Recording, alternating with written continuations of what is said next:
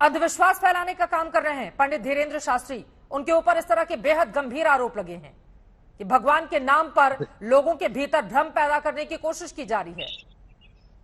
देखिए चित्रा बहन, बात यह है कि सनातन धर्म को नष्ट करने के लिए अनेकों प्रकार की शक्तियां लगी हुई हैं, जो सच्चाई को किसी को अंधविश्वास कह करके किसी को बदनाम करने का प्रयत्न करती हैं। मोबाइल आप अपना दूर रख लेंगे तो आपका चेहरा साफ दिखाई देगा। अपनी बात को आप आगे बढ़ाइए जी।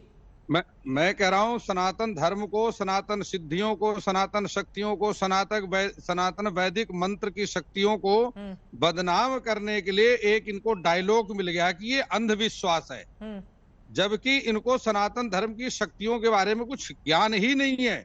ये सिद्धियों को जानते नहीं है, इनको हनुमान जी की शक्ति का पता नहीं, इनको सन्यासी बाबा की शक्ति का पता नहीं है। और जिस दिन इनको सन्यासी बाबा की शक्ति का पता लग जाएगा उस दिन सब बोलना बंद हो जाएंगे। हनुमान जी इनकी बोलती अपने आप बंद कर देंगे, सन्यासी बाबा अपने आप इनकी बोलती बंद कर देंगे।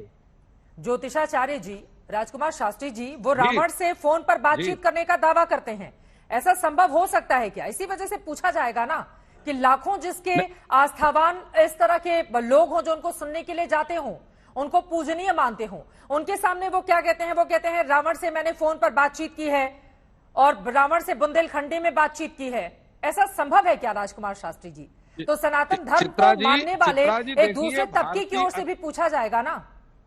चित्रा जी देखिए, भारतीय अध्यात्म है, अध्यात्म शक्ति के बल पर हमारे भारतीय ऋषि मुनि चंद्रलोक और सूर्यलोक तक पहुंचे हैं, स्वर्गलोक तक पहुंचे, इसी शरीर पहुंचे हैं। तो वो क्या बात करते हैं रावण से? वो बात करते हैं रावण से। यदि कोई दिव्य शक्ति के जन्म हुआ, उनको हनुमान जी की कृपा से क्या संभव नहीं है? इनको पूजा पाठ की शक्ति के नास्तिक लोग हैं। इन नास्तिक लोगों के बारे में बातों में पढ़ करके यदि आप समाज को बरगलाते हैं, ये सनातन धर्म को फेल करना चाहते हैं। व्यवहारिक बात भी तो करेंगे ना राजकुमार शास्त्री जी, हम थोड़ी सी व्यवहारिक बात भी करेंगे। बागेश्वर धाम के देखिए, इससे कोई इनकार नहीं कर सकता है कि उनके चाहने वालों की एक बहुत लंबी तादाद है। उनको सुनने के लिए भी भारी तादाद में लाखों लोग जाकर उनको गौर से सुनते हैं और हर गुजरते दिन के साथ उनके फॉलोअर की संख्या भी बढ़ रही है। इससे कोई इनकार नहीं कर सकता है। लेकिन जिस तरह की बातें उनकी ओर से कई बार कही जाती हैं, उसको लेकर पलटकर सवाल पूछा जाता है, क्या इससे सनातन धर्म बदनाम नहीं होगा कि हाँ मैंने फोन पर रावण से बातचीत कर ली और रावण ने भी बुंदेलखंडी में मुझसे बातचीत कर ली? कौन भरोसा करेगा सर इस पर? चित्रा जी देखिए, बात यह है कि जो दिव्य शक्तियां हैं उसमें कुछ भी असंभव नहीं है। और जब व्यक्ति जिसके अंदर वो दिव्य शक्तियां आ जाती हैं, वो कोई अपनी बुद्धि से, अपनी समझ से नहीं बोलता है, उसके अंदर वो दिव्य शक्ति स्वयं बोलती है। और जब दिव्य शक्ति बोलती है तो वो कोई सोच समझ करके, विचार करके ऐसा नहीं बोलती है। उसके अपने आदेश होते हैं और उसी के अनुसार व्यक्ति की मात्र चेहरा होता है, प्रेजेंटेशन सारे उन दिव्य शक्तियों की होती है।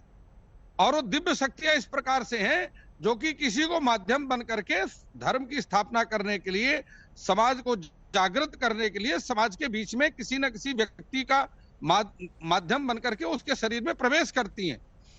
इनको सिद्धियों के बारे में कोई ज्ञान नहीं है, ना इन्होंने सिद्धियां करी हैं। सिद्धि करने के लिए बहुत तप चाहिए होता है, तपस्या करनी पड़ती है, त्याग करना पड़ता है, अपने आप को खत्म करना पड़ता है। त्याग किया? कौन सी तपस्या की? चित्रा जी, कोई एक जन्म की तपस्या से सिद्धियां नहीं आती, ये जन्म जन्मांतरों तक इन सिद्धियों को करना पड़ता है, तब जाकर के किसी जन्म में इनकी उपलब्धि होती है। वो भी अंश मात्र, हमेशा के लिए भी नहीं प्राप्त होती, 2, 4, 10 साल में वो फिर खत्म हो जाती है।